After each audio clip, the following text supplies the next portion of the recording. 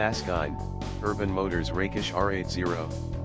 Every year, 120,000 motorcycles roll off the production line in BMW's giant Berlin factory.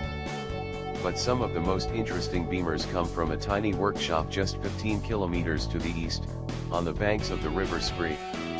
That's where you'll find Urban Motors' Peter Dannenberg, a man who tweaks the lines and details of BMWs and turns them into something extra special.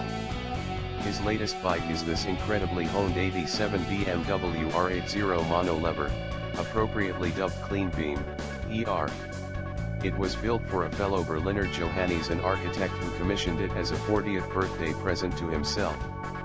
Johannes wanted a low-riding, short and agile urban racer, says Peter, with some non-racing features for more comfort, like not using clip-ons.